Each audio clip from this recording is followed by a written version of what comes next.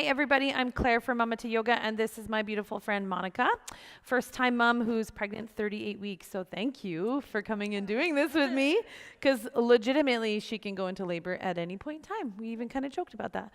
Although I've never had anyone go into labor in any of my classes, and I always wish that they had. Now I'm going to put it out there and it's going to happen. So anyway, I want to talk about, Monica is a yoga instructor as well and a figure skater, so she knows her body quite well. But I want to talk about forward folds, especially in a yoga practice or even for those of mums at the gym working out. And the reason why forward folds can be really challenging for mums in the third trimester. So Monica is in the third trimester. She's 2 weeks. Well, you're due on Sunday, is that right? Yeah, so you're 39 weeks. Yeah. Oh my gosh. Close. At this point, it's like I got a couple of weeks left, or one, whatever. So what I want to talk about is something called the xiphoid process. So you can see here, this is a bony part of the rib cage, and this is full woman in gestation at 9 months.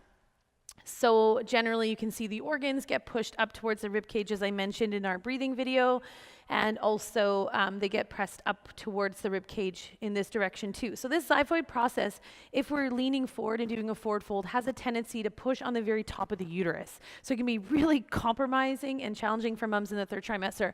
So what we see a lot in yoga is if Monica just takes her feet hip width apart, I'm going to get her to fold forward. I asked her to just kind of follow, make sure that she feels comfortable. She can bend into the knees and just kind of release. And what we always say in our yoga practice is bend into the knees and then kind of press down through the floor and roll up vertebrae by vertebrae. This is a really often times a common cue, but she's laughing. And we were laughing because you can't roll up. We can't roll up for many reasons, but one of them too is just the pressure, right? The pressure, the baby, but also the pressure towards the organs and the pressure up towards the rib cage. So it's not a really great cue for mums to do, and this is why.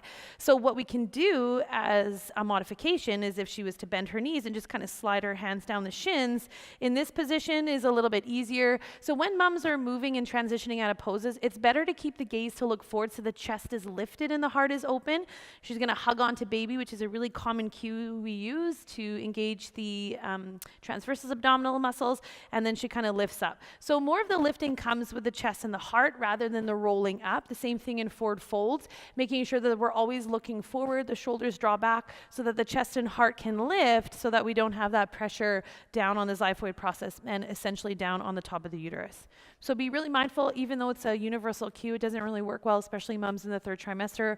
So I avoid it altogether in prenatal classes, and I just ask mums to kind of keep the chest lifted, engaging through the lower abdominals, and then leading with the chest and the heart to lift up. Cool, thanks so much for watching.